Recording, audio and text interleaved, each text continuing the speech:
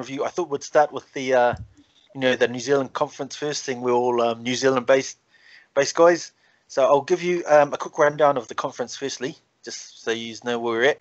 So we've played 7 rounds, and in first place we've got the Crusaders on 23 points. Then second we've got the Mighty Blues.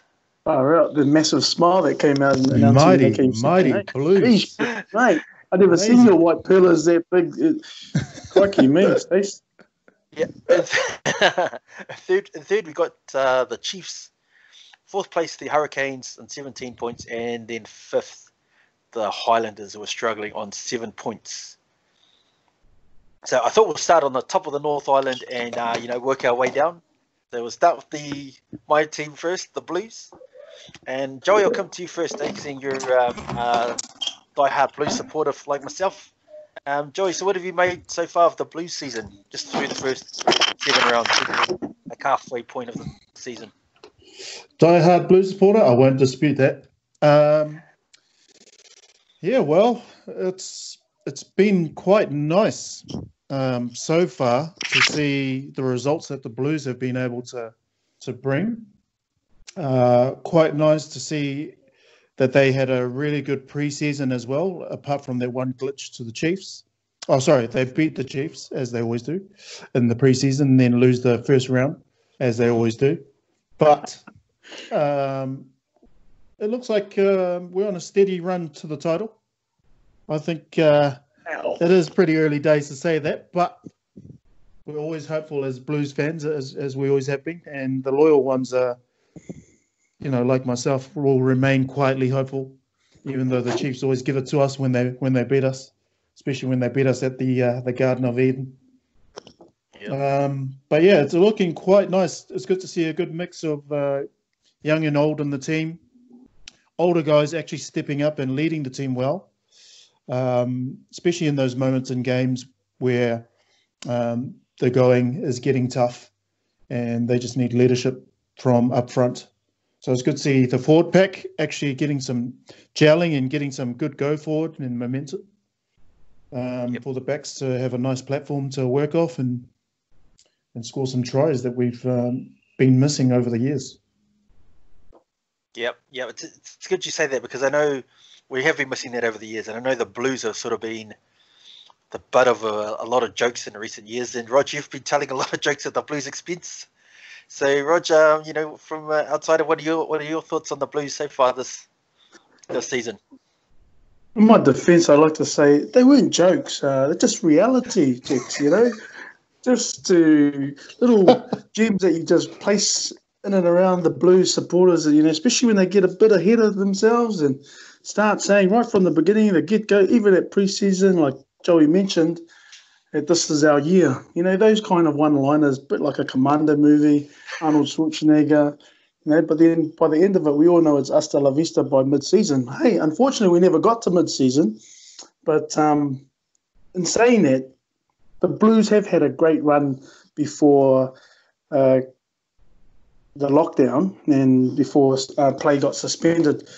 But just taking it back, because it's interesting how Blues fans like yourself, avid supporters, are always upbeat about your team's chances. However, if we look back at the last 5 seasons, we'll just go back 5 seasons, the Blues have never been in the running at all come season's end. In fact, all four other New Zealand teams have ranked above them in the last 5 seasons. If we go back even the last 10 seasons, Stace, right back to 2010, there's only 3 times. There's only 3 times that the Blues have ranked higher than the Highlanders in the last 10 seasons. Whoa. In fact, and the Highlanders have actually placed 7 times out of 10 higher than the Blues come season's end. So again, like I said at the beginning, perennial cellar dwellers. I don't say that lightly, but it's more a reality check, just to let you know, despite them doing really well in this first 7 weeks, and a friendly reminder also, they had 1 game more than everyone else. So it's put their standing even more so coming second. So I can see why you're such a glum person this morning. I mean, sorry, not glum, chum, about them placing second before the lockdown and before play was suspended. But at the same time, I digress. They have had a great run before play was suspended, and it's good to see them put some of those results up for their supporters, but let alone for, I guess, the betterment of New Zealand rugby. And I guess when the Blues do, because they've always had a great list of players, a great squad, but just never really fulfill that potential. Hopefully, if season does sort of resume, they're able to keep on putting up some good results. But who's to know what could happen? Yeah, so good points there. Rod, you're a little bit late, and I know you're late because you wanted to find those stats on the Highlanders being above the Blues. That's why you're late. Just to get that last extra stat. This last extra stat. Classic. No, that's a very good point you raised there. But we're not looking at the past. We're only focusing on 2020 for this podcast. Just put things into perspective. Put things into perspective. Yeah, no, I'll admit, and Joy will probably attest to this as well, that as a Blue supporter, the last 5, 7, 8 years has been pretty tough follow. But this year at least, I've been pretty happy with the Blues and how they've been going. I'll say that. So the coronavirus, obviously that's affected a lot of things, but I mean, we were just on our way to winning the title and then got hijacked. It's the same tune you've been saying, mate. We're on the way to winning the title since 2004. Yeah, it's been a long time between drinks, and I mean, I thought Joey raised some really good points about the mix that we got. There's a couple of new kids that have come through. Mark Talia is one on the wing who's I'd never even heard of the guy before. He's a North Harbour guy, and he's made that position his own. I think he probably wasn't the first choice left wing before the season started when they had Caleb Clark there and Tanielu Talia and a couple of others. But now he's made himself undroppable. Also, Hoskins Tutu at number 8, when Joey's touching on some of the young kids, he's a guy who, I don't know if it's too early for him, but with Kieran Reid out, I think he could have potentially bolted his way into the All Blacks. Oh, that's my biased opinion, but it'd be interesting to hear you guys take on some of these young kids. Yeah, absolutely. Absolutely agree. Just on Hoskins, anyone that can put a guy like a class player like Ruck Ioane on the bench, that gets my attention straight away. But also because I've been a fan of Ruck Ioane for a few years now. But he has been inconsistent throughout his career. You mean Akira, Joey? You mean Akira? Sorry, not Rico. Akira, yes. Sorry. Yeah. Thanks for the correction. So Akira needs someone like Hoskins to push him to want more for himself in that jersey, because unless he's getting that fear instilled into him and knowing week in, week out that he's, not got a mortgage on the jersey, the number 8 jersey, then, he's just going to keep being inconsistent. So I think this will light a spark in Akira for the rest of his career before, maybe even going offshore or whatever. I think this will light a spark in Akira to either do one of two things: be that great guy and fulfill that potential that we all see, or succumb to being the also-ran who didn't get much game time because Hoskins Tutu has made a name for himself and created his own legacy in the number 8 jersey for the Blues. So, yeah, it could go one or two ways for Akira. Hoskins is looking awesome.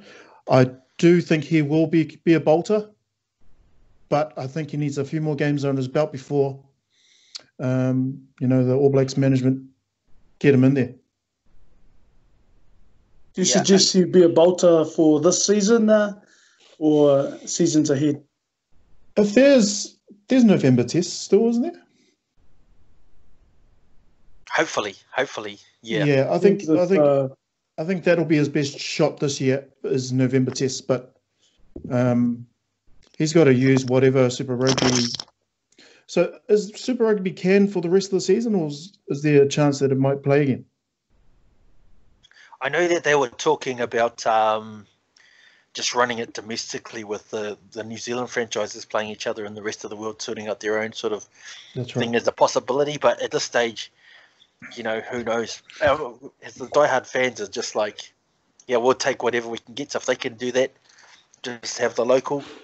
I mean, the Blues are in second place, so I think that we could win a lot of those games anyway. But it'll be interesting to see how it unfolds. We've had a late guest here, Isaiah. He's just jumped on. I know he wanted to miss the Blues review because he doesn't want to give credit to where credit's due to this Blues team, being a diehard, being a Chiefs guy. So, I'll get you to jump in. What have your initial thoughts of the Blues been so far this year? Oh man, no, I'm just listening to them boys. I just wanted to jump in and just sit on the back and be like an audience at the moment. Have your live audience. So I'm just enjoying what I'm listening to, boys. So I mean, you already know my opinion of the Blues, so you don't really need my 5 cents. No, I don't know what your opinion is about the Blues. I think if anyone's listened to the Soliola Cups and know anything about rugby, I always find an opportunity to take a swipe at the Blues. So yeah, you guys keep going. I'm just gonna be over here doing my barbecue and listening to you boys. So oh, nice. One thing I'll say about the Blues, so they started off, they ended up with 5-2 record before it finished off, and I think they lost 2 of their first 3 games, and they was sort of shuffling with Harry Plummer and Pedro Feta at 10, and it sort of wasn't working out, but they ended up winning the last 4 games once Ortega Black, he moved into first 5, so I think that stability that he brings, I think that's really helped the Blues out with a lot of the compared to some of the other guys who are it's going to be a bit hit and miss, a bit hot and cold. So what are you guys' thoughts on that part? Yeah, the interesting thing for me would have been had play continued as per normal, where Beauden Barrett would have fitted in and where Ortega Black and the Perifetas, whether they persist with Perifeta at the back at 15, and whether Ortega takes a back seat, despite him having played some pretty good rugby and guiding the team, as well as he has thus far, where an addition of Beauden Barrett will be a disruption, or whether it will be a good addition to enhance what Ortega and Perifeta have really built for the team up until this point, or up until that point, week 7. So, in a sense, where they've struggled to have consistently good 10s at the Blues, they've got 3 that are quite versatile in playing first 5, sometimes second 5 through to the fullback role. So I think they're in a bit of some riches there, and then obviously with Plummer as well in the backdrop. Yeah, no, there was. I think the Blues for the rest of the season, if they get a chance to play the rest of the season, it's obvious that when they get the ball to the likes of Mark Telea, he does some great things. He either gives them some extra momentum and go forward, or he scores tries. Like that game against the Waratahs, he scored a hat-trick 2 late in the game and 1 in the first half. When they create space out wide for guys like him to just do their thing, the Blues can, they can do some damage to some pretty quality sides. Yeah. I think, like Rod, you touched on some really good points there with, if you look at the Blues in the early seasons, they were basically the best team in Super Rugby. And the 3 titles they won and the 4 finals that they made was all with Carlos Spencer playing first 5. And after he left, I mean, they had a lot of journeymen, and they've sort of been in the wilderness since then, since 2003. And I think with the signing of Beauden Barrett, they sort of saw him as some sort of, I guess, sort of a saviour to help the Blues get past that, get out of their lull and be the team that they used to be by having another top-level first 5. But with the way Ortega Black's been going, it would have been interesting how he would have fit into the team. I think we probably would have got far without him, but, now he's here, I think that would have just taken us over the top. Well, it's just good to see how